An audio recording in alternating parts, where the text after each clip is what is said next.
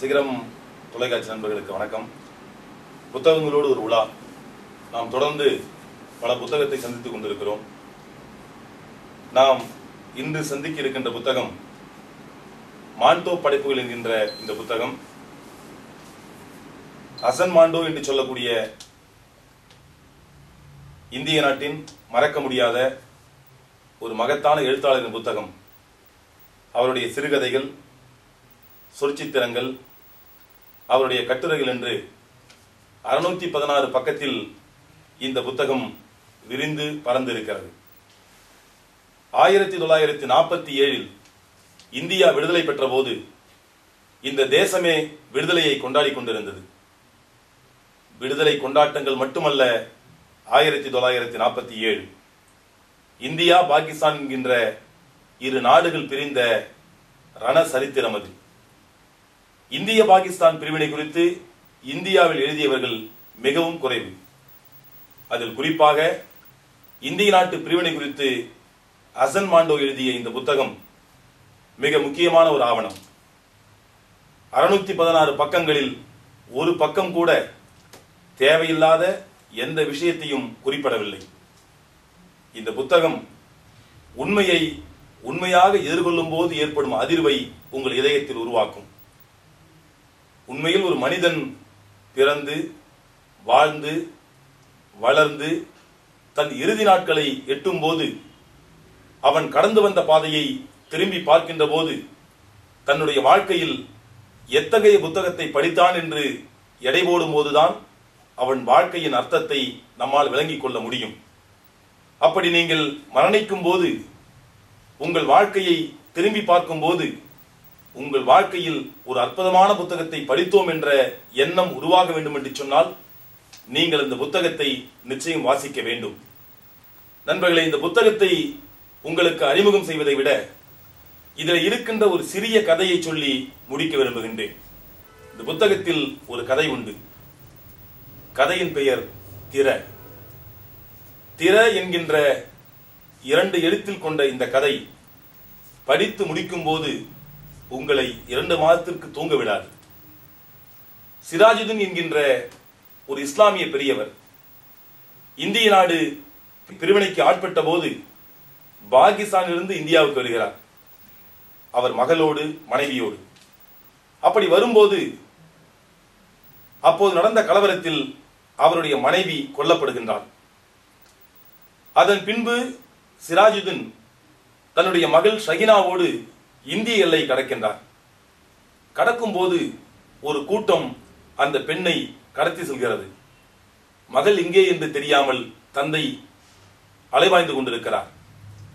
அலைவாய்ந்த தந்தை 4 தினங்களாக மகளை தேடி அங்கு இருக்கின்ற காவல்துறை நண்பரிடம் புகார் செய்கிறார். காவல்துறையால் ஏதும் செய்ய முடியாது. ஏனென்று சொன்னால் இந்திய பாகிஸ்தான் எல்லையில் கூடாரம் அடித்து மகளை தேடுகிற, மகனை தேடுகிற, காதலியை தேடுகிற, தாயை தேடுகிற லட்சக்கணக்கான மக்கள் மத்தியில் சிராஜுதீன் ஒரு சிறிய துரும்பு, அவ்வளவே. 4 தினங்கள் கழித்து ஒரு இடத்தில் ஒரு இளம்பெண் அலங்கோலமாக கிடப்பதாக தகவல் வருகிறது. கிட்டத்தட்ட 4 தினங்கள் 40க்கும் மேற்பட்ட மிருகங்களால் அந்த பெண் வேட்டையாடப்பட்டிருக்கிறார். சிராஜுதீன் ஓடி வருகிறார். கூடாரத்தின் உள்ளே ஒரு மருத்துவர் அந்த பெண்ணை பரிசோதிக்க காத்திருக்கிறார். ஓடி வந்த சிராஜுதீன் எட்டி நின்று தன் மகளை பார்க்கிறார். முகம் மகளை அடையாளப்படுத்துகிறது. சுயநினைவில்லாமல் அந்த பெண் படுத்து கிடக்கிறார். மருத்துவர் தன் உதவியாளரோடு அருகே வந்து அந்த பெண்ணை பரிசோதிக்கும் போது மின்சாரம் இல்லாமல் இருக்கிறது. சுற்றிலும் ஆட்கள். மருத்துவர் நிமிர்ந்து பார்க்கிறார். வெளிச்சமில்லை, காற்றில்லை. மருத்துவர் சொல்கிறார், அருகே இருந்தவர்களிடம் சென்று அந்த ஜன்னலை திற.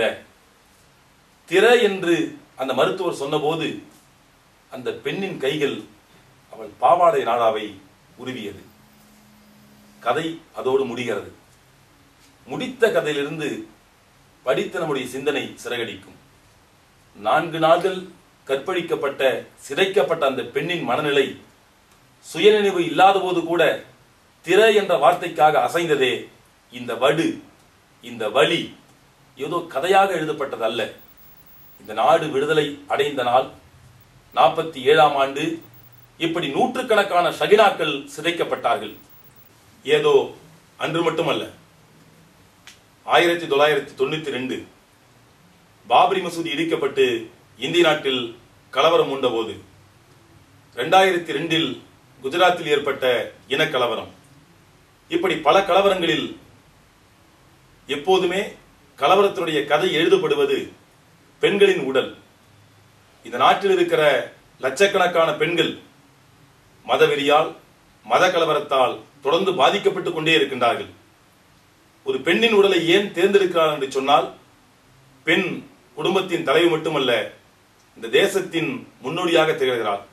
எனவே மாற்று மதத்து பெண் மீது தன்னுடைய வன்மத்தை காட்டுவது, மாற்று மதத்தின் பெண் மீது வன்முறையை எழுதுவது ஒரு மதத்தை இழிவுபடுத்துவதாக கற்பிதம் செய்யப்பட்டிருக்கிறது. எனவேதான் இந்திய நாட்டின் வரலாறு முழுவதும் கலவரங்கள் பெண்ணின் உடல் மீது எழுதப்பட்டிருக்கிறது. இந்த புத்தகம், ஹசன் மாண்டாவின் புத்தகம், ஏதோ நேற்றைய வரலாற்றை பதிவு செய்வது மட்டுமல்ல, எதிர்காலத்தில் இந்த தேசம் எப்படி போகக்கூடாது, எதிர்காலத்தில் இந்த நாட்டு மக்கள் எப்படி ஒற்றுமையாய் சகோதரத்துவமாய் வாழ வேண்டும் என்பதற்கு அடித்தளம் அமைக்கின்ற புத்தகம்.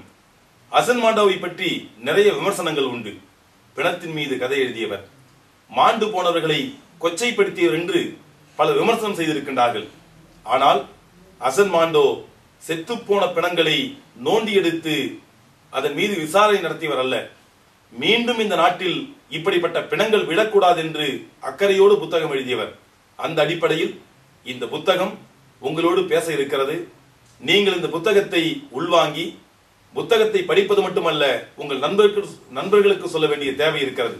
அந்த அடிப்படையில் ஹசன் மாண்டோ படைப்புகள் என்கின்ற இந்த புத்தகத்தை உங்களுக்கு அறிமுகம் செய்வதில் சிகரம் டிவி மிக பெருமை அடைகிறது. நன்றி.